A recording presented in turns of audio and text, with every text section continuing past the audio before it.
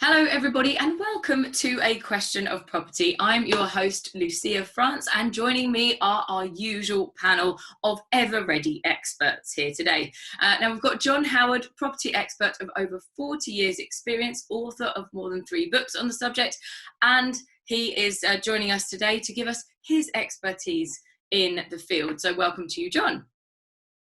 Good morning, Lucia. Can I just, you haven't put groom on there because the groom hasn't turned up today at home. So I've just mucked out 5 stables before I've come on air. Wow, that is a busy morning. Multitasker. I hope you've had a shower. The hard life, isn't it? Good job we can't smell anything on Zoom. That's very handy. No, I've had a quick shower. Okay, good. We also have Stefano Lucatello, our international expert in terms of property, man of mystery, and also senior partner at Kobalt Law, international property lawyers. So welcome to you, Stefano. How are you today? You'll have to tell me what you mean of man of mystery afterwards. Not on that would be giving the mystery away, wouldn't it? Man of mystery. Stefano accidentally sent me his dinner last night. I did. I'm sorry, Paul. Yes, everybody, you need to follow Stefano on his Facebook because there's some incredible recipes out there. It looks brilliant. Delicious. And we also have Paul Mahoney, our straight-talking Aussie and the voice of reason within this panel, best-selling author, award-winning property speaker and head of Nova Financial Group. So welcome to you, Paul. Thank you. Great. Okay, so we're going to get started with an overall question to all of you. What has been your maxim or motto in business, and do you have a different motto or maxim for life in general? So we'll go to John first for that one. Goodness me. Absolutely. Well, God, that's a tough question this time in the morning. Well, what I would say is I've always taught my stepchildren to always treat everyone the same. So whether it's the gardener who's out there somewhere at the moment doing something, or whether it's Lord, someone I know, or whatever, it doesn't matter. They all get treated the same. They all get spoken to the same way. And when I used to take the kids to school, you know, we'd see Harry the gardener and they'd all go, "Good morning, Harry," and that's how it should be. And I think if you treat everyone how you want to be treated, that's the best thing you can do. And I've tried to do that all my life. That's brilliant. I love that. Thanks, John. Stefano? Work hard and it'll sort itself out. Brilliant. Short and sweet. That's like me. The key lime pie. Yeah. Like it. Paul? Well, if we relate to the current situation, I've always been very much of the mind that you need to spend money to make money, and I'm the type of person that will spend more money than I need to. And I think in the current situation, I've learned that sometimes you don't have to spend money to make money. You know, we've scaled back our costs substantially throughout this COVID-19 situation, right, and actually done quite well throughout it. So, you know, I think that's a learning curve for me and for our business. Excellent. May I just say, I've never known him to be too generous in the first place. That's He's not a Yorkshireman, is he? Sorry? Hey? He's not a Yorkshireman, is he? Well, Yorkshire stroke Italian. No, he's not. Hey, he might as well be. He might as well be. There's not many of us around. We're a dying breed. You certainly are. There aren't many at all. Okay, let's move on to our sensible questions now, shall we? Okay. Okay, let's go to you, Paul, for our first one. This person is considering buying a flat off plan as their first buy-to-let, and they're asking, do you think that in the current circumstances, this is a good idea? Or would you buy a property that's already built so that they can rent it out immediately? Okay, so off-plan as a term is quite a broad term. And I quite often speak with clients about where you fit on that scale. In that at one end of the scale, it's quite high risk. Developers asking for large deposits with less of a track record, you know, less funding in place. You know, I've seen some developments where developers are asking for up to 80% of the purchase price over the build period. Now that's very high risk for an investor, and you want to avoid that sort of thing. Whereas at the other end of the scale, you've got much lower deposits. You know, 10% is the ideal scenario for deposits, where your money's fully protected. In some cases, it can be higher than 10% if there's some level of protection put in place over and above that, where developments are progressed so far as sales and construction. And in that case, it's much lower risk. So, you know, for example, in the past 6 months, I've bought 4 properties off plan personally.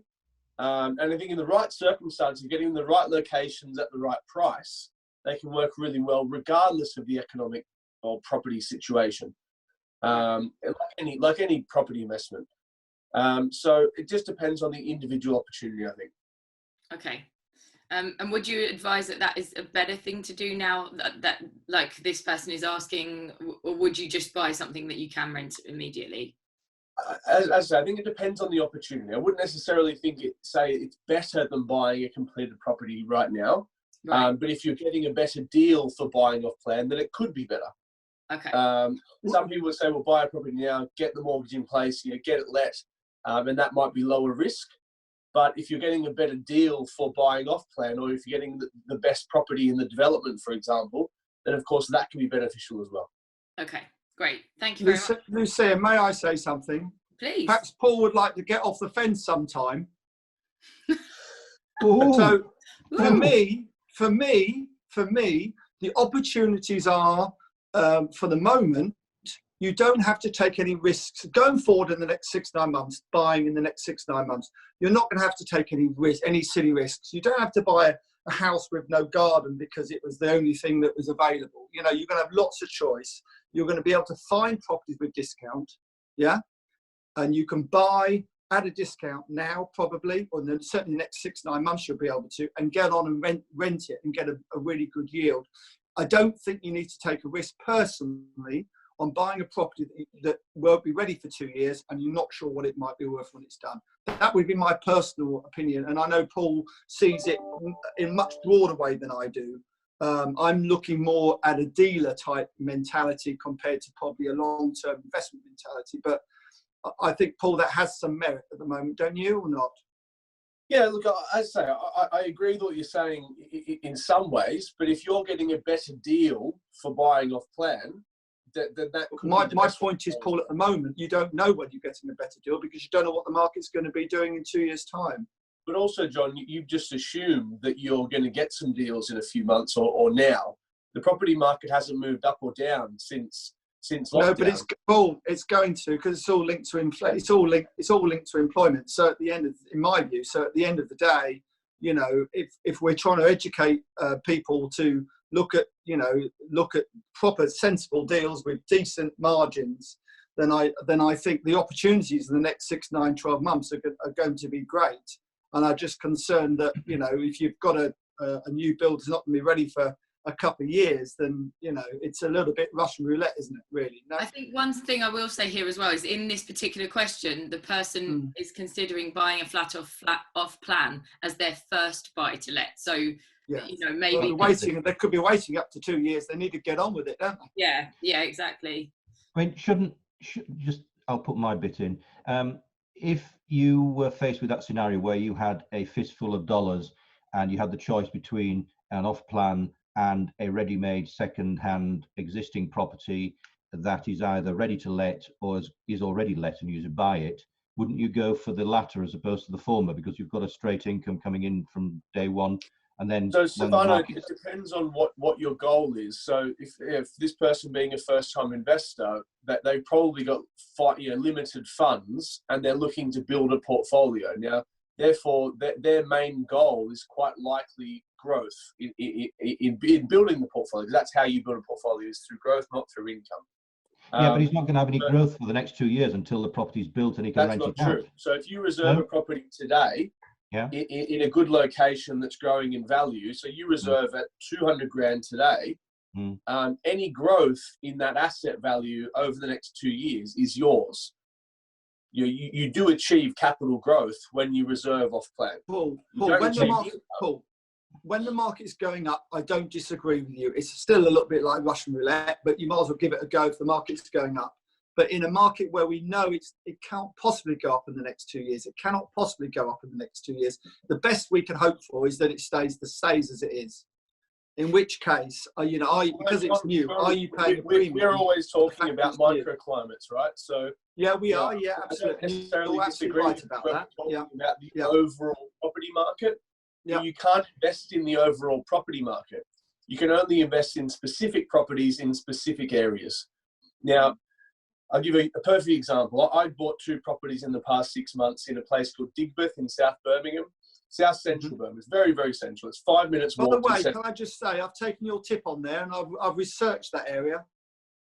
Thank you very much. You know, it's 20 or 30% cheaper on the rest of the city. And there's literally billions of pounds being spent there. You've got Smithfield Market that's been bought by Lendlease. You've got Curzon Street Station, which is the high-speed rail new station. The only thing that disappoints me, you've now told everyone else as well. He told everybody else on his Facebook Live the other day. He told everyone. We'll cut this bit out, John. Don't worry. I suppose what I'm getting at is when you have billions of pounds being spent on the underloved area of a city, regardless of the direction of the overall market, that's going to have a positive impact. Yeah, no, I can see there's exceptions to every rule, Paul. I can see that. Growing value, regardless of whether the property market goes backwards.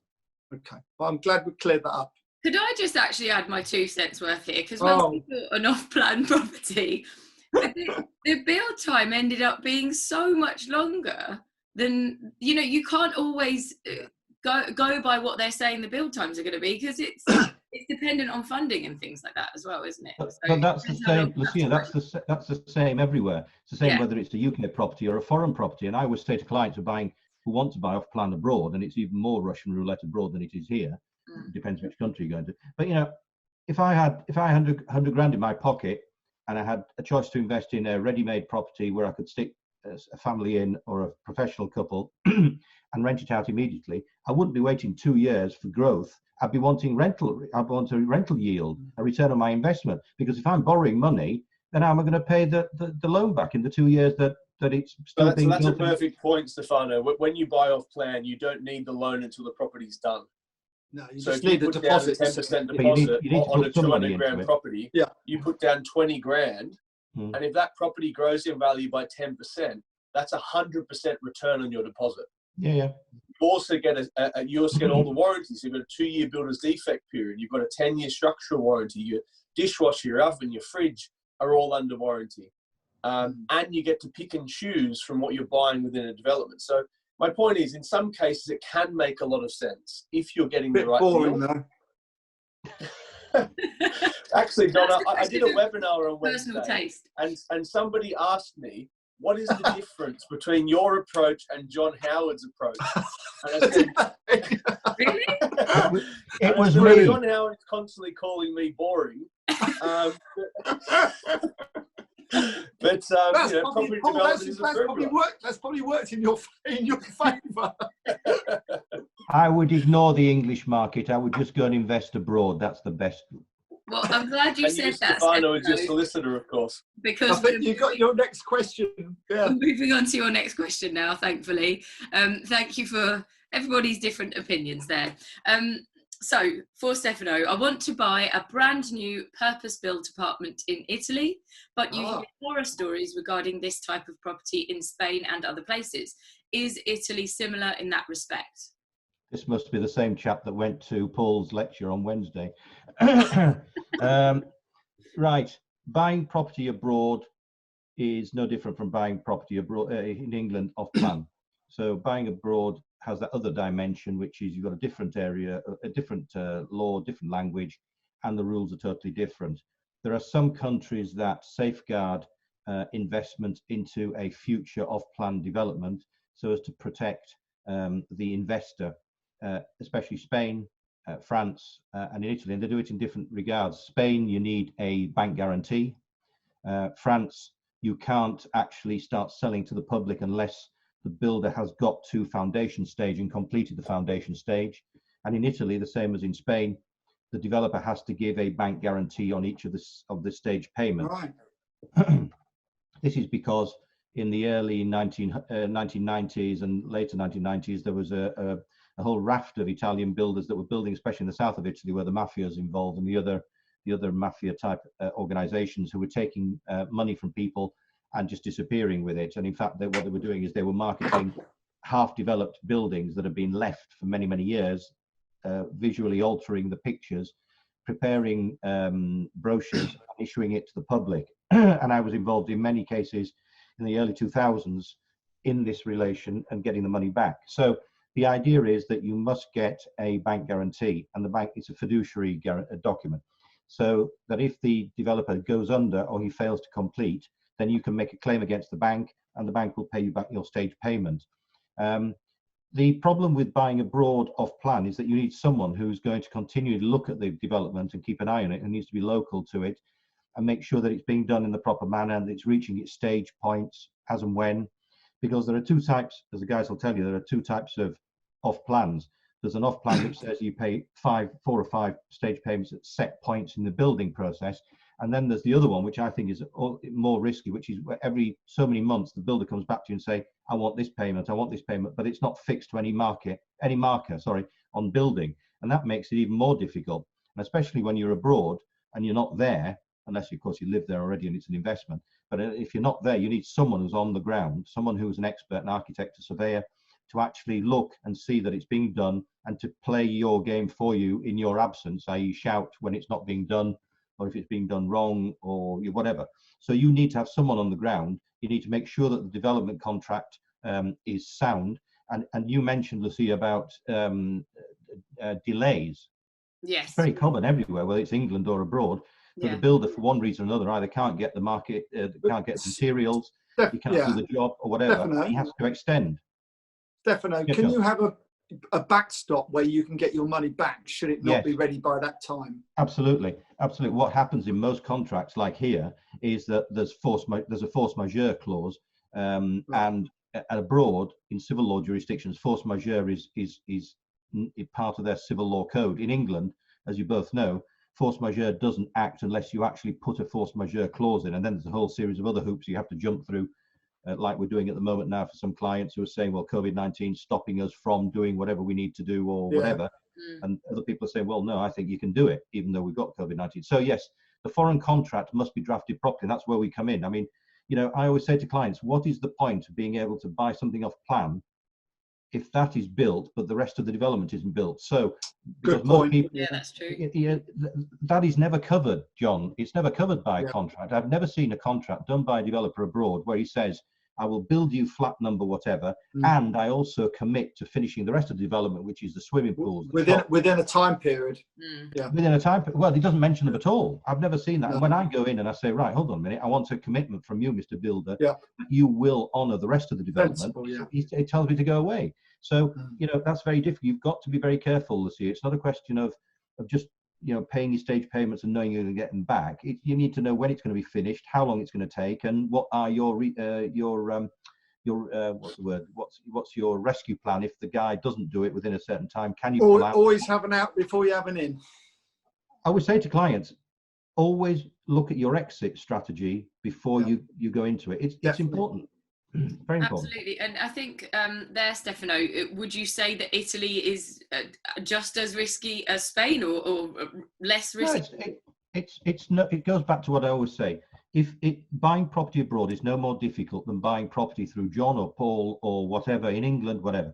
It's who is behind it helping you. If you've got an expert, I don't profess to be an English property, although I used to do conveyancing many years ago. I don't profess to be an expert like the other two guys in their field, but I am an expert in my field. So I would say I can look after you in the countries that we deal with, which is Italy, France, Spain, Portugal, Turkey, whatever.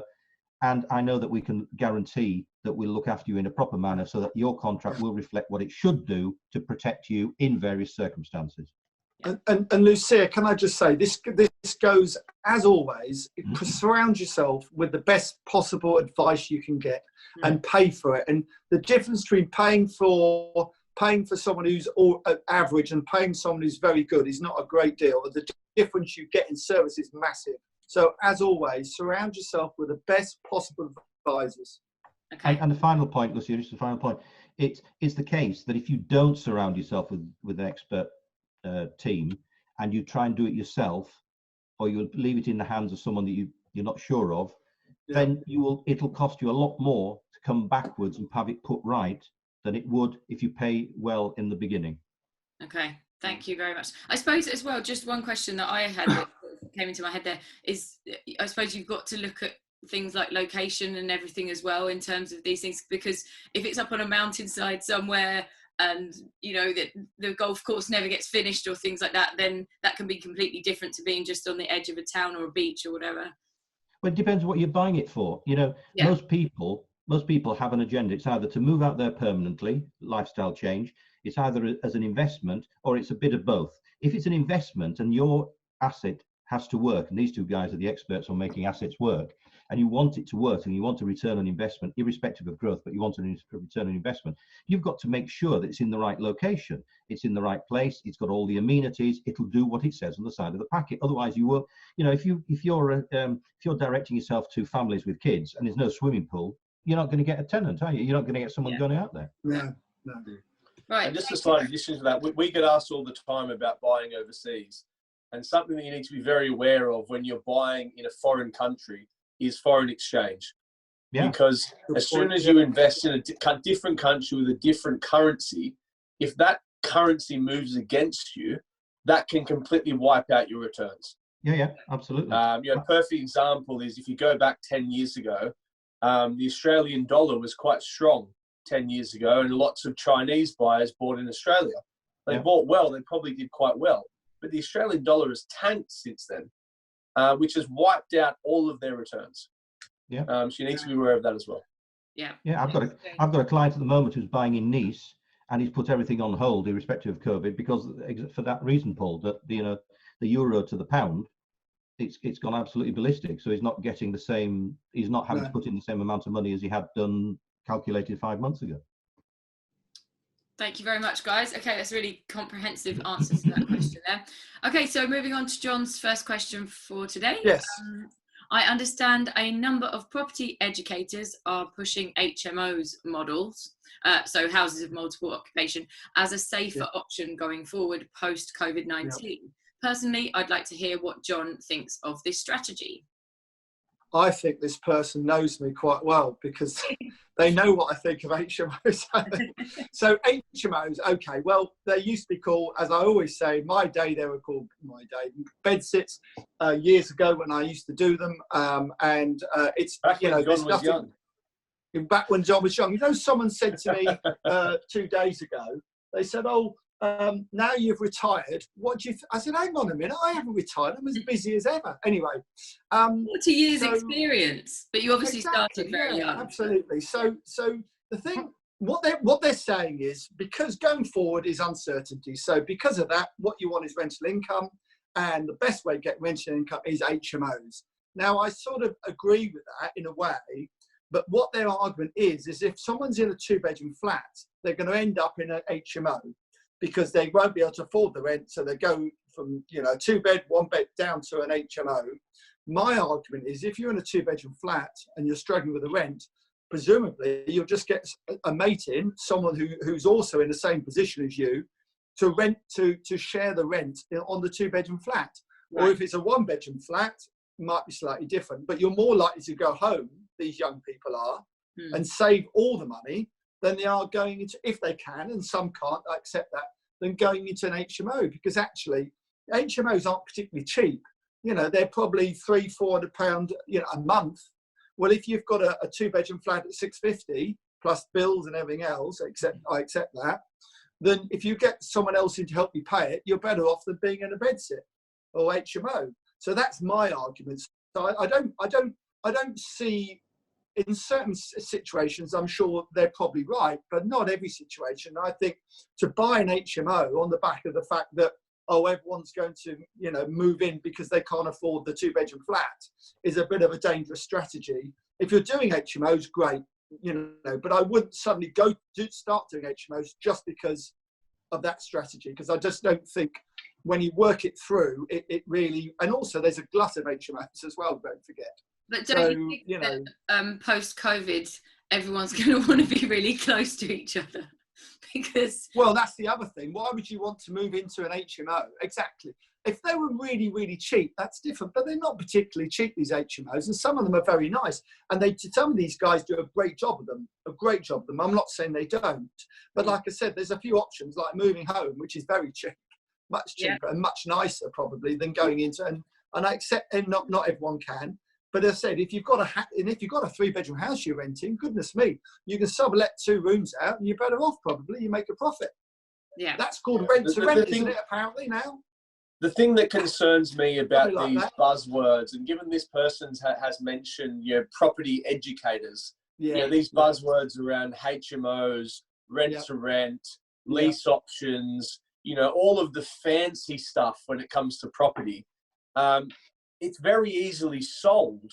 When you write the numbers up on a whiteboard and say, look, I'll charge you $5,000 to teach you how to do this. It kind of makes sense when you say it like that. But in reality, that's not really what property investment's about. It's a mid to long-term investment. It's not about making quick money. It's not about making money from nothing. And something that I always say to people is you can't invest, you can't start out in property with no money. And we get asked this question all the time. How do I start out? I don't have a deposit. Can I raise money from angel investors? Well, no, you can't, because angel investors aren't going to give you money if you have no experience or track record of making money from property. You need to save your own little pot to get started. And anybody who tells you that you don't need a deposit or you can use somebody else's money to get started in property, in my view, is being a bit disingenuous. Isn't this the topic for another question, Lucia? Yes, well, it's kind of bringing us nicely onto this question. We've got 6 minutes to go, but we wanted to sort of put this question out to everybody that someone's asked. I've seen a lot of these property seminars and courses cropping up. Do you recommend that I take some money and do a course that might help me? Which ones would you recommend? Well, look, it's very easy to toot our own horn here, I think. But look, John and I do a course called Property Summits that is very cost effective. We did one for free last week via webinar. The previous one, I think, was 150 quid. This isn't a lot of money for a whole day course where you will learn quite a lot.